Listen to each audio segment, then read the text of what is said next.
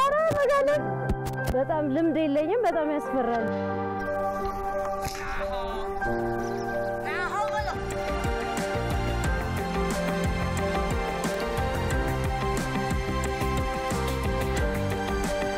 እንግዲህ ጉዟችንን ተጉዘን አሁን ከፍተኛ ስፍራው ላይ ነው የምንገኘው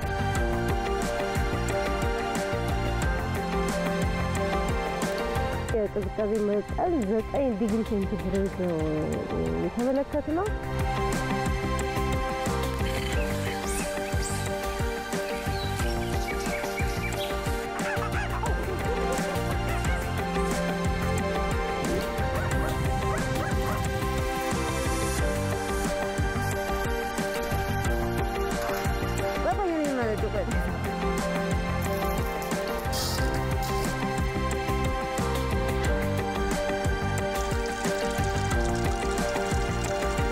ሁሉ ነገር በመከበር ነው ካልተከበረ የውሃ ስራ እናገኝ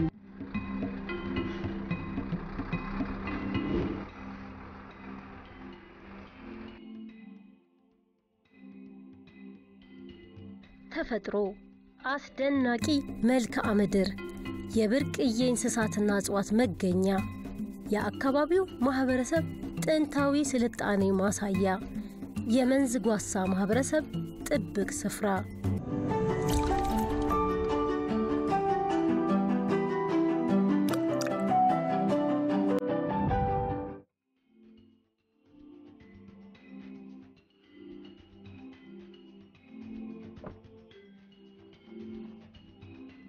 ተመልካቾቻችን አሁን እንግዲህ ከአዲስ አበባ 340 ኪሎ ሜትሮችን ተጉዘን በአማራ ክልል ሰሜን ሸዋ ዞን መንዝ ጌራ ምድር ወረዳ በመንዝ ጓሳ ማህበረሰብ ጥብቅ ስፍራ ተገኝተናል ወደዚህ ስፍራ ለመምጣት ሁለት አማራጮች አሉን አንደኛው ከአዲስ አበባ በደብረ ብርሃን አድርገው በጣርማበር በኩል 260 ሜትሮችን ተጉዘው እዚህ መድረስ ይችላሉ እኛ ግን ለመኪናችን ምቹ በሆነው ከአዲስ አበባ በደብረ ብርሃን በአጣዬ መስመር 340 ኪሎ ሜትሮችን ተጉዘን አሁን እዚህ ደርሰናል ይህ የመንዝ ጓሳ ማህበረሰብ ጥብቅ ስፍራ እንግዲህ ከ450 እድሜ በላይ ያስቆጠረ በማህበረሰቡ ተጠብቆ የኖረ ጥብቅ ስፍራ ነው ይህ ስፍራ እንግዲህ የውሃ ማማ እንደሆነ ነው የሚነገረው 26 በላይ ወንዞችና ጅረቶች ለአባይና ለአዋሽ ተፋሰስ ገባር የሚያደርጉበት ስፍራ ነው ከዚህም በተጨማሪ ልዩ ልዩ እጽዋት የዱር እንስሳትና ሌሎችም ሀብቶች የሚገኙበት ጥብቅ ስፍራ ነው እንግዲህ ያሉትን ሀብቶች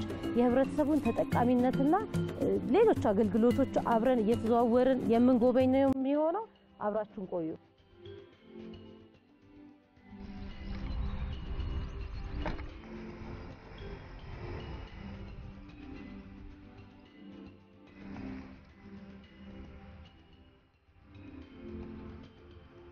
ጓሳ ስያሜውን ያገኘው ጥብቅ ስፍራው ከያዘው 7800 ሄክታር አብዛኛውን ከሚሸፍነው የጓሳ ሳር ነው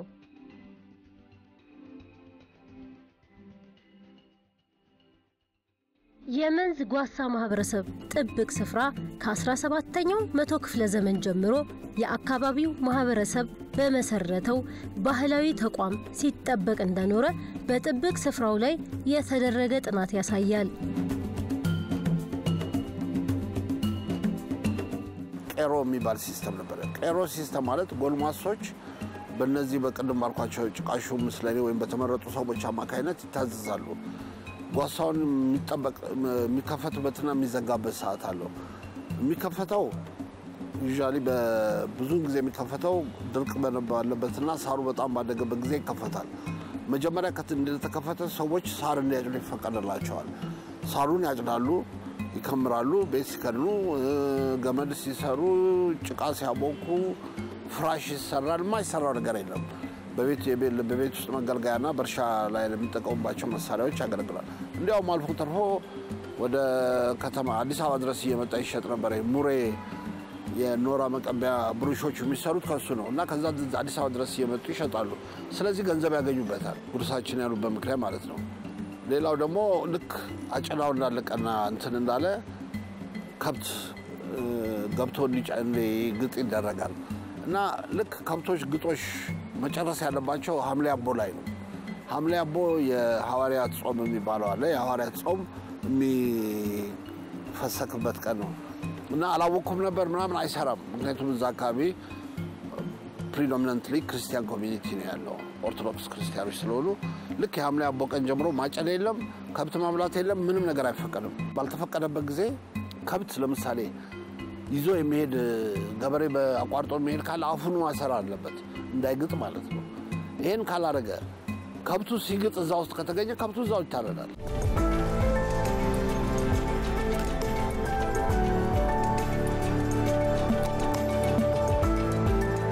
እኛም ይህን ስፍራ ግማሹን በእግራችን ሌላውን በመኪና መቃኘት ጀምረናል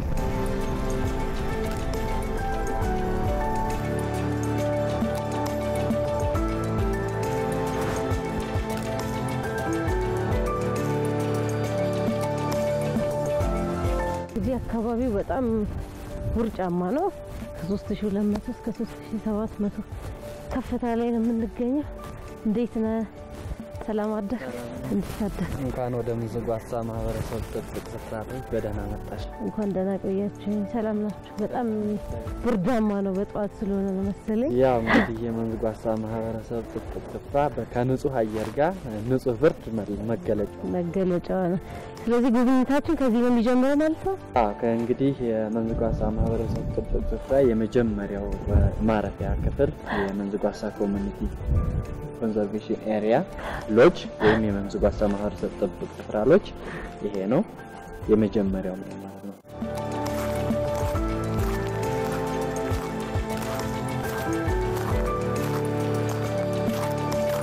የምንዝጓሳ ማህበረሰብ ጥብቅ ስፍራ በሀገራችን ከሚገኙ ከፍታማ ስፍራዎች አንዱ ሲሆን 7800 ሄክታር ስፋት አለው ከፍታው ከባህር ወለል በላይ ከ3000 እስከ 3700 ይደርሳል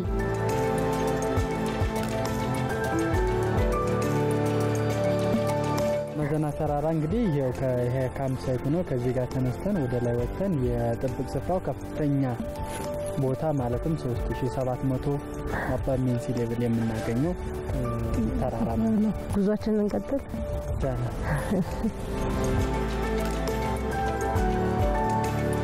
የምንዝጓሳ ማህበረሰብ ጥብቅ ስፍራ እንዳጠቃላይ አፍሮ አልፓይን ኢኮሲስተም ነው የደጋ አካባቢ እጽዋቶች የሚበቅሉበት ጥብቅ ስፍራ ነው እንግዲህ ይሄ የምንመለከተው ጨረንፌ የምንለው እጽዋት ነው ማለት ነው ይሄኛው ደግሞ የምንመለከተው አሁንም በዚሁ አካባቢ የሚበቅል በጓሳው መካከል የሚበቅል ነጭሎ ብለን የምንጠራው ነው ማለት ነው አሁንም በዚህ አካባቢ ከሚገኙ እጽዋቶች መካከል አንደኛው ሜዲሲናል ፕላንት የሆነው የአህያ ጆሮ ለመድኃኒትነት የሚውለው የአህያ ጆሮ ብለን የምንጠራው እጽዋት ነው ማለት ነው ጭቁኝ እያልን የምንጠራው ለጉንፋን መድኃኒትነት የሚጠቀሙት እጽዋት ነው ማለት ነው የመድኃኒት እጽዋት ለመድኃኒትነት የሚውሉ እጽዋት አበባዎችም ያምራሉ በዚህ ሰዓት የሚያብብበት ሰዓት ነው እንግዲህ ጓሳ ብዙ ጊዜ አረንጓዴ ሆኖ ነው የምናገኘው አመቱን ሙሉ እንግዲህ ዛሬ ምንም ድርቅ ቢሆን አበቦቹ እንዳሉ ናቸው ማለት ነው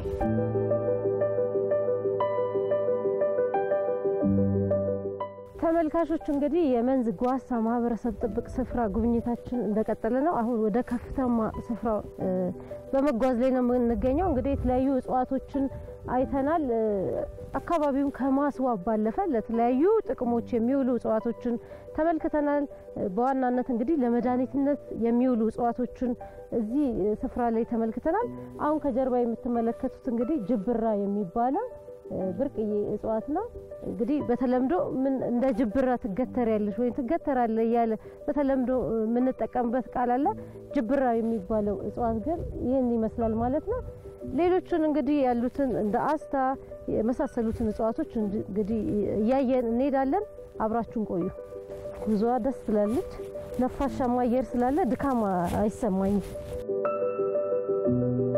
ዙም አይደለም ድካሙ ምክንያቱም እንግዲህ ከተለያዩ ሽታዎችን እያጣጣም ስለሆነ እየመጣን ያለ ነው ያን ያህል አይደለም ደሞም ከዚህ በተጨማሪ እንግዲህ አሁን እየገባን ያለ ነው እዚህ አካባቢ ያስታዎች ከፍታቸው እንግዲህ ከፍታ ሲጨምርም የእጽዋት ሽፋኑ እየጨመረ ነው የሚመጣው ማለት ነው።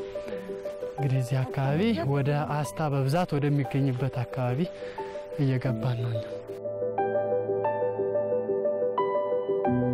እዚህ አካባቢ ወደ ከፍታው ስለሚጨምር የእንትኑም ይቀንሳል። የእጽዋት ባዮዳይቨርሲቲውና የእጽዋት እድገትም እየቀነሰ ነው የሚመጣው ቁመቱ። ጦስኝ ይሸታል በጣም እዚህ አካባቢ ጦስኝ አለ። እንግዲህ እዚህ አካባቢ ጦስኝን እና አበባው ነው የምናገኘው። እንግዲህ በርካታ እንዲህ እንደምንመለከተው በብዛት ነው የምናገኘው። ፒንክ ከለሩ ማለት ነው። ይሄ ፒንክ ከለሩ የምናገኘው ጦስኝ ከነ አበባው እናገኛለን ማለት ነው። እንግዲህ ጅብራ ሁለቱንም ያካተተ አንደኛ ብርቅዬ ነው፣ ሁለተኛ ሽታው ደስ ይላል። ጦስኝ እንግዲህ የተለያዩ የጤና ጥቅሞች አሉት። ሽታውም በጣም ደስ ይላል። ሻይ ላይም አድርገን ስንጠጣው የተለየ መዓዛ አለው።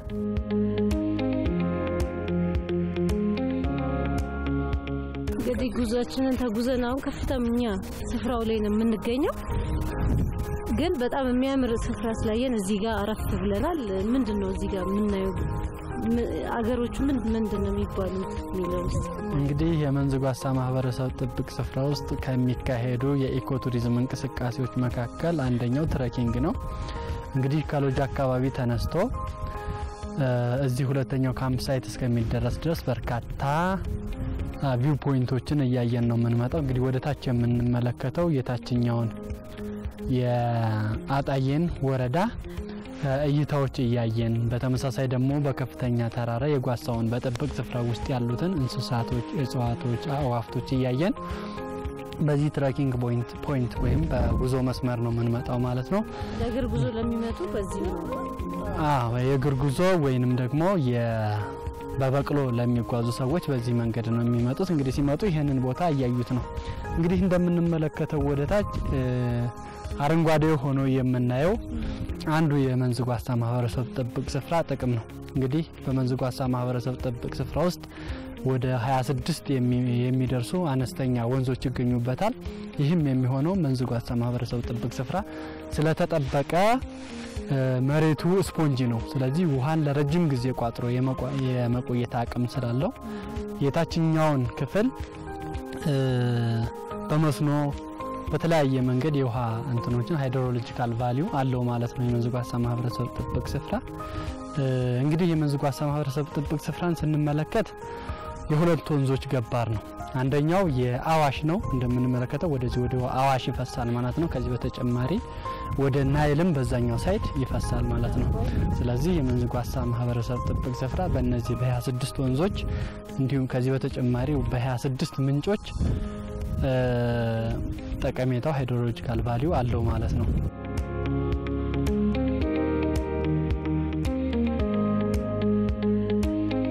የመንዝ ጓሳ ማህበረሰብ ጥብቅ ስፍራ በኢትዮጵያ ከሚገኙ ትልልቅ ብርቅዬ አጥቢ የዱር እንስሳት 43 በመቶ የሚሆኑትን ይዟል።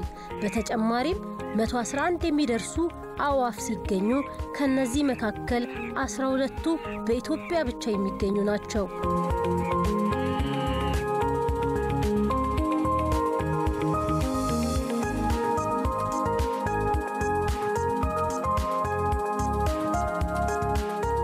አሁን የምንገኝበት ቦታ በተለምዶ ሰፌድ ሜዳ እየተባለ የሚጠራው ስፍራ ነው። በዚህ ስፍራ እንግዲህ የተለያዩ አዋፍን የምናገኝበት ቦታ ነው። ኢንደሚክ ወይም ብርቅዬ የሆኑት 14 ይደርሳሉ። ከነዚህ መካከል ደረተ ነጠብጣብ፣ ኩልኩሊትና የአንኮበር አመድ ወፍ ይጠቀሳሉ። ከዛም በተጨማሪ ጋጋኔ የተባለችውን ወፍ በቅርብ ርቀት ለማየት ችለናል። እንግዲህ እዚህ ስፍራ ላይ ሌሎቹም ብርቅዬ የሆኑ እንደ ቀይ ቀበሮ፣ ጭላዳ ዝንጀሮና የመሳሰሉት የሚገኙበት ቦታ ስለሆነ እየተዘዋወረን የምናይ ነው የሚሆነው። በጣም የቦታው ቅዝቃዜ ከፍተኛ ነው። ዛሬ ወደ 9 ዲግሪ ሴንቲግሬድ ይደርሳል። ግን ያው የዱር እንስሳቱን በቅርብ ርቀት ማየት በጣም አስደሳች ትዕይንት ስለሆነ ቅዝቃዜውን ብዙ አልተሰማንም። እንግዲህ ዞር ዞር እያለን ፍለጋችንን እንቀጥላለን።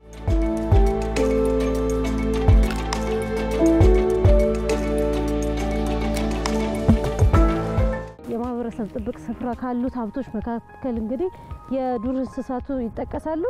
በዚህ ስፍራ ላይ ከ13 በላይ አጥቢ እንስሳት እንዳሉ ነው የሚነገረው። ከነዚህ መካከል እንግዲህ ቀይ ቀበሮ፣ ጭላዳ ዝንጀሮና የሀበሻ ጥንቸል እዚህ ጓሳ እንደሚገኙ መረጃዎች ያስረዳሉ። አሁን እዚህ የምንገኝበት ቦታ ጭላዳ ዝንጀሮ በብዛት የሚታይበት ቦታ ነው። በጣም ደስ የሚል ውበት አለው። እንግዲህ አሁን ፀሐይም ስለሆነ ወዲያ ወዲህ ያሉ እንቅስቃሴ እያደረጉ ነው የሚገኙት።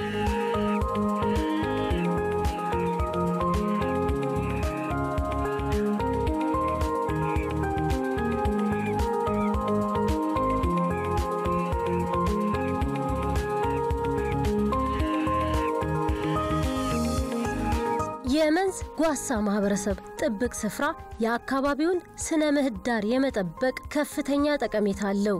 ምክንያቱም ጓሳ ከፍተኛ የውሃ ክምችት የመያዝ ችሎታ ያለው የሳር ዝርያ ነው።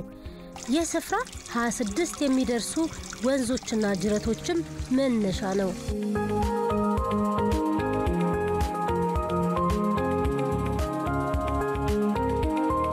ሁሉ ነገር በመከበር ነው። ካልተከበረ እንኳን ጽወት ልናገኝ የውሃ ስራ እናገኝም። የውሃ ስር ያለው ጓሳ ነው። የትም ሆነ አባይ ተባለ የተባለ ውሃ ያለው ጓሳ ውስጥ ነው። የጓሳ ስር ነው። ከጓሳ ነው ሁሉ ውሃ የሚፈልቀው። በአባይ ቤት የሚገኘው የውሃ ስር ነው። በምን ጓሳው አሁን በእርግጥ ሲታጨድ ከብት ተበላው ወዲያው ንቅል ያደርገዋል። ይህ አሁን ባይደው አሁን ስናይደው እንዴት ስታዩ ወዲያው ያወጣል ደግሞ።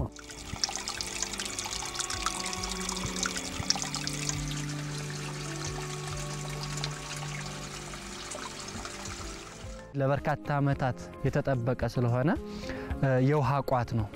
እንግዲህ ወደ ተለያየ አካባቢ ወደ ሁለት ወንዞች የሚፈስ የተፋሰሱ ወንዞች አሉት ማለት ነው። አንደኛው ወደ አዋሽ በኩል ሌላኛው ደግሞ ወደ አባይ ይፈሳል ማለት ነው። በእንግዲህ በጥብቅ ስፍራ ውስጥ ወደ 26 የሚደርሱ ትንንሽ ወንዞች ይገኛሉ። ከዚህ በተጨማሪ ወደ 26 የሚደርሱ ምንጮች በጥብቅ ስፍራ ውስጥ ይገኛሉ ማለት ነው። የመንዝ ጓሳ ማህበረሰብ ጥብቅ ስፍራ ስለዚህ ያው ሃይድሮሎጂካል ቫልዩ ከፍተኛ ነው ማለት ነው።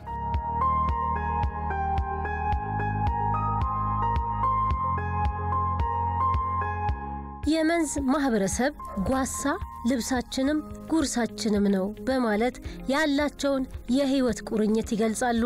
በስነ ቃልም ያወድሱታል፣ ያሞግሱታል። መወለዷ ትላንት ማደጓ እንደ ጓሳ ታስከሰክሳለች ሌት እንደ ጃውሳ የሰኮን እንቁላል የበተስኪያለ የውድ ማጨረቃ የጓሳ ላይ ጣይ ሰማሽ ወይ አንቺ ጓሳ አንቺን አይቶ ጠገሁኝ ይላል ወይ በጨረቃ ዳኛ በኮከብ ምስክር ባምጠም ዘንዶ ዘር ያቀብል በእምብርቻ ያስከዳል የጓሳው ተዚህ ተገዝግሶ ይገባል ጥቅሜ ማንም እንዳይዘርፍሽ ጓሳ ከተልሻለሁ ጨርጨን ጠቃቅሜ።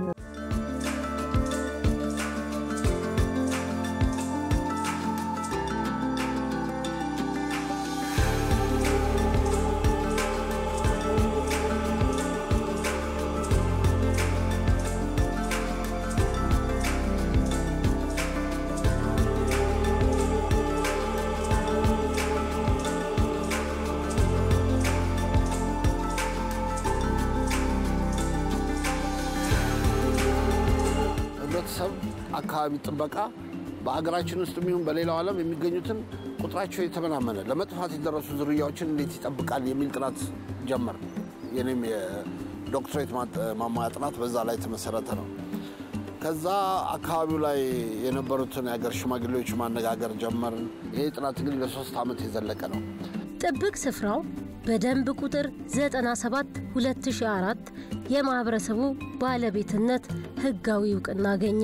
የቀበሌው መስተዳድሮችና የአገር ሽማግሌዎች ያሉበት ከየ9ኙ ቀበሌ 5 ሰው እንዲመረጥ ተደረገ። ከ9ኙ ቀበሌ ተሰብስበው 45 ይሆናሉ እና እነዚህ 45ቱ የጓሳው ጥበቃ መማክርት ናቸው። ነገሩ መጠበቅ ጀመረ። ህብረተሰቡ በጣም በደስተኝነት ስራው መስራት ጀመረ። ይሄ ጉዳይ እንግዲህ መጨረሻ ላይ ደግሞ ለክልሉ ቀረበ። በህግ የተጠበቀ በህብረተሰቡ የሚጠበቅ የአካባቢ ማህበረሰብ የጥብቅ ቦታ ነው ተብሎ አዋጅ ወጣለት ማለት ነው። አዋጁ ላይ ዳር ድንበሩ በደንብ ልክ ካርታ ተዘጋጅቶለት በደንብ ሆኖ ያ አዋጅ በክልሉ ፓርላማ ጸደቀ ማለት ነው።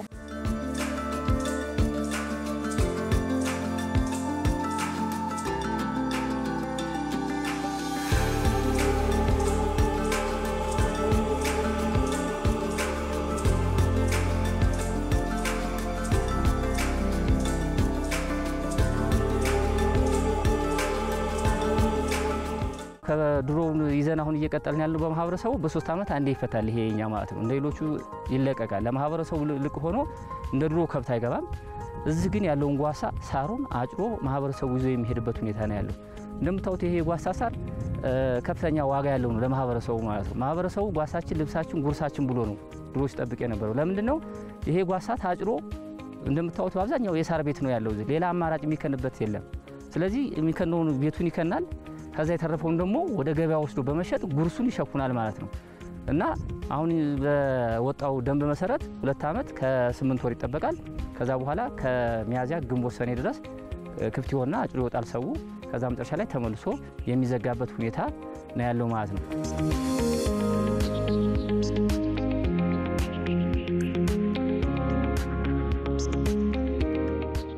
ወደ መንዝ ጓሳ ማህበረሰብ ጥብቅ ስፍራ የሚመጣ ጎብኚ ጥብቅ ስፍራው ውስጥ ያሉትን ብርቅዬ የዱር እንስሳትና ውብ ተፈጥሮን ከማየት ባለፈ በዙሪያው የሚኖረው ማህበረሰብ አኗኗርን የመመልከት እድል ይገጥመዋል። ቱሪስቶች መጥተው ያው የማህበረሰቡን ኢኮሎጂ ይጠቀማሉ።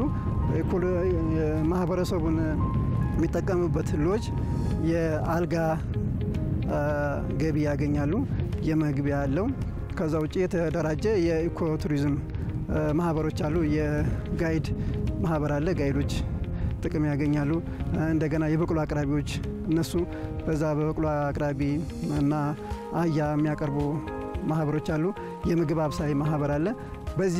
በዚህ መንገድ ለአካባቢው ማህበረሰብ ጥቅም እየሰጠ ያለበት ሁኔታ አለ። ማህበረሰቡ ቤት ስትሄጂ የአካባቢው ማህበረሰብ የአካባቢውን ወግ፣ ባህል፣ የቤት አሰራር ያለውን አጠቃላይ ቱሪስቱን ዌልካም ብሎ ኤክስፒሪየንስ ሼር የሚያደርግበት የእርሻ አስተራረሱን፣ ምግብ አዘገጃጀቱን፣ የቤት አሰራሩን፣ ከጓሳ የተሰራውን ቤት ከጓሳ እንዴት አድርጎ መስራት እንደሚችል እነዚህ ነገሮች ሁላ በጓሳው አካባቢ የሚያገኘው ማህበረሰብ እነዚህ ነገሮች የሚያገኝበት ሁኔታ ነው ያለው።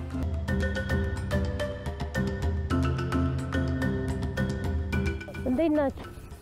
ሰላም ናችሁ? እንዴት ናችሁ? አማን ነው? እንዴት ነው? እንግዲህ ዛሬ ለመጀመሪያ ጊዜም ቢሆን በዚህ ጉዞ ላደርግ ነው በበቅሎ። እሺ ይቻላል። እሺ አመሰግናለሁ።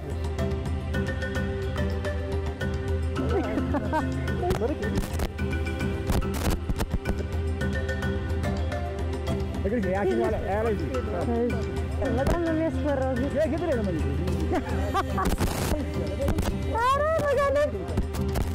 በጣም ልምድ የለኝም። በጣም ያስፈራል የበቅሎ ጉዞ።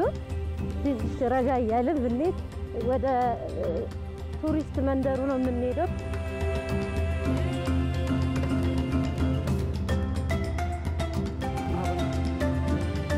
በበቅሎ 15 ደቂቃ፣ በእግር ከ20 እስከ 30 ደቂቃ ይፈጃል።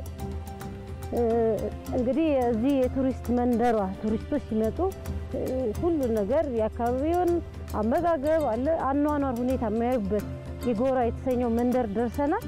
በጣም የበቅሎ ጉዞ በጣም አስፈሪ ነው። እኔ እንግዲህ ለመጀመሪያ ጊዜም ስለሆነ እየታገስኩኝ እዚህ ደርሻለሁ። መንገዱ ትንሽ ገደላማ ነው፣ ግን ለበቅሎም አመች የሆነ መንገድ አለ።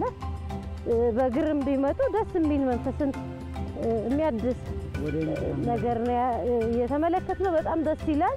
አካባቢውን የእርሻ ስራ ተጀምሯል።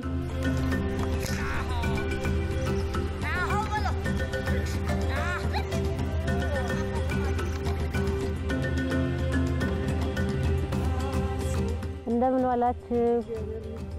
እንግዲህ ጓሳውን ጎብኝተን ደግሞ ወደዚህ ማየት አለባችሁ መንደሩን ተብለን የመጣ ነው። እንግባ ወደ ውስጥ። እሺ እናመሰግናለን።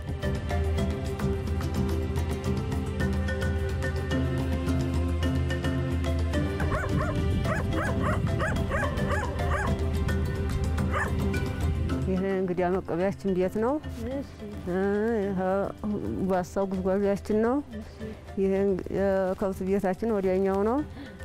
ይሄ በቃ ጓሳውም ልብሳችን ነው። ተላይ ተታይም ጭቃ መርገጫ ነው።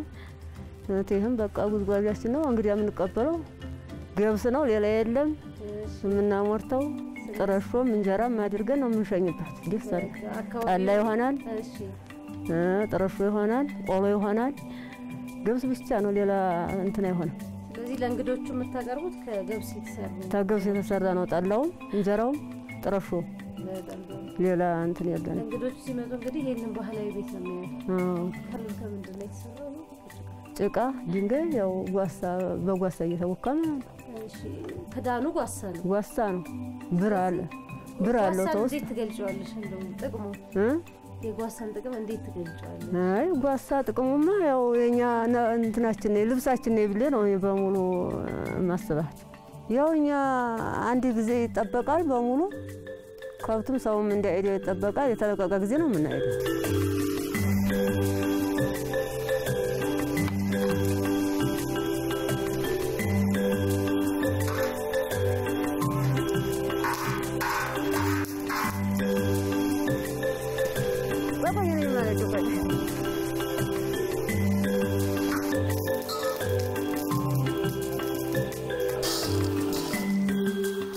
ይቺ ያው ተጓሳው ነው የተበጀችው። ሙሪያ ትባላለች።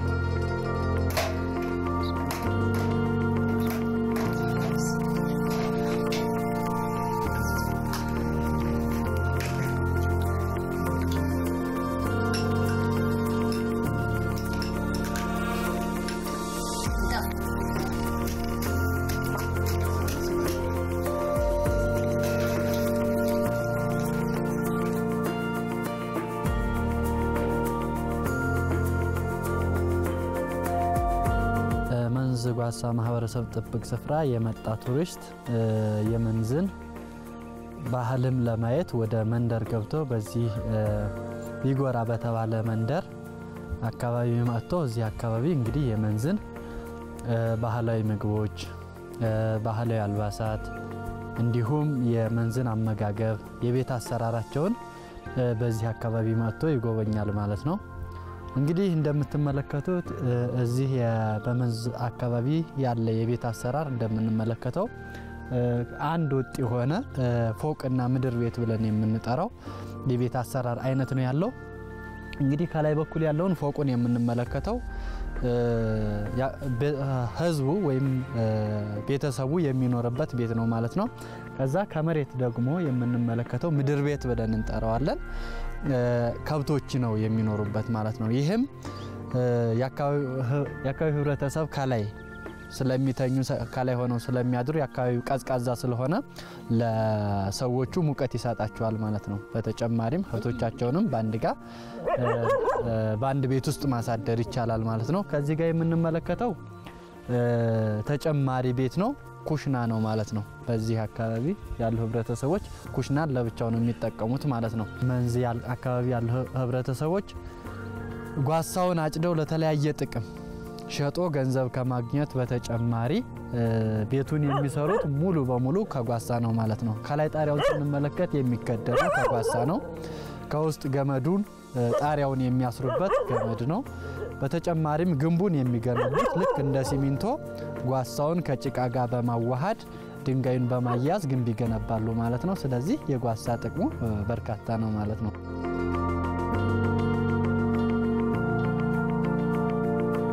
በጣም ጥሩ ቆይታ እያደረግን ነው የምንገኘው። እየተዘዋወርን የተለያዩ የዱር እንስሳት ሀብቶቹን ሁሉንም ለማየት ችለናል። እንግዲህ ይህ ጥብቅ ስፍራ እንደዚህ በማህበረሰቡ ተጠብቆ በመቆየቱ የተለያዩ ወንዞች፣ ምንጮችና ጅረቶች ከዚህ ለአባይና ለአዋሽ ተፋሰስ ገባር የሚሆኑ ውሃዎች የሚገኙበት ታላቅ ስፍራ ነው። ይህ የጓሳ ማህበረሰብ ጥብቅ ስፍራ እንግዲህ የተለያዩ አገልግሎቶች አሉት። የቱሪዝም መስህብ ነው። ለአካባቢ ጥበቃ ትልቅ አስተዋጽኦ እያደረገ የሚገኝ ነው። ከዚህም በተጨማሪ እንግዲህ እንዳየሁት ለጥናትና ምርምር በጣም አመቺ የሆነ ስፍራ ነው። ምክንያቱም የተለያዩ እጽዋቶች ላይ ማጥናት ለሚፈልግ የዱር እንስሳትን ብዝሃ ሕይወትን አጠቃላይ ለማጥናት ለሚፈልግ ሰው ምቹ የሆነ ሙዚየም ነው ብዬ አስባለሁ።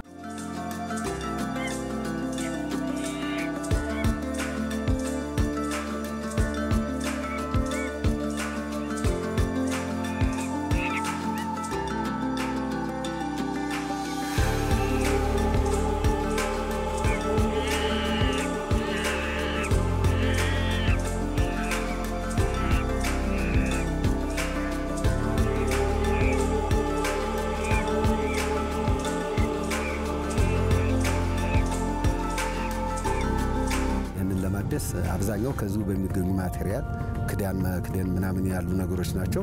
ከዛ ለአሁኑ ያሟላ ነው 700 ሺህ ብር በላይ የሚገመት ገንዘብ ወጪ አድርገን አልጋዎቹ በሙሉ 11 ክፍሎች አሉ። 11 ክፍሎች አልጋቸው ከነ ሙሉ እንትናቸው ተሟልተዋል። አሁን የሚቀረን ጄኔሬተር ያልገዛነው ንብረት እሱ ነው። መብራት ስላለ ችግር የለውም ጊዜ ይሰጣል ከሚል እሳቤ ነው ሙሉ ለሙሉ ያሟላንበት ሁኔታ ነው ያለው። ያለምንም ስጋት ማንም የውጭም ቱሪስት ሆነ የሀገር ውስጥ ቱሪስት ሆነ ያለምንም ስጋት ገብቶ ማውጣት ይችላል። ሁሉ ነገር የተሟላ ነው፣ የተስተካከለ ነው። ጥበቃዎች አሉን፣ ጋይዶች አሉን፣ አስጎብኚዎች አጠቃላይ አሉን። ሁሉንም ነገር ኦን አድርገን እነዚህ የቡድን ተጓዦች በተለያዩ የኢትዮጵያ አካባቢዎች ጉዞ አድርገዋል። ዛሬ ደግሞ በዚህ ውብ ስፍራ አዳራቸውን ለማድረግ ድንኳናቸውን ጥለዋል።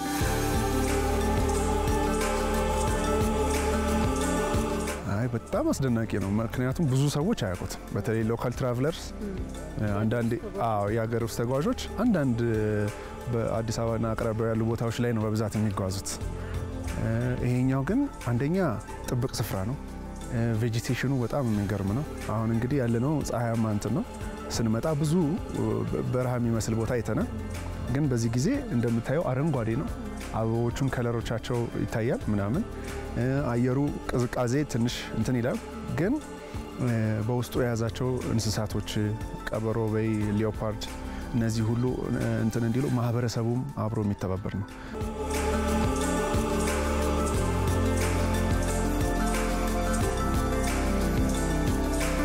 በዚህ በመንዝ ጓሳ ማህበረሰብ ጥብቅ ስፍራ የነበረኝ ቆይታ አስደሳች ነበረ። እንግዲህ ተዟዙሬ ያሉትን ሀብቶች የዱር እንስሳት እጽዋትና ልዩ ልዩ በማህበረሰብ ጥብቅ ስፍራው ያሉትን የሚታዩ ነገሮች ጎብኝቼ እንግዲህ አዳሬን እዚህ በማህበረሰቡ ሎጅ ነው የማደርገው። ወደዚህ ወደ ማህበረሰብ ሎጅ የሚመጣ እንግዳ ማታ ላይ እንግዲህ ከፍተኛ የቅዝቃዜ መጠኑ እየጨመረ የሚሄድበት ጊዜ ስለሆነ እንደዚህ እንጨት ነዶ ደስ በሚል ድባብ አዳራ እዚህ ነው የሚሆነው ማለት ነው። እንግዲህ ደስ የሚል ጊዜ አሳልፍ ያለው ከአዲስ አበባ በቅርብ ርቀት ላይ የሚገኘው ይህ ጥብቅ ስፍራ ሁሉም መጥቶ እንደዚህ ጎብኝቶ ተዝናንቶ የሚሄድ መሆኑን ተመልክቻለሁ።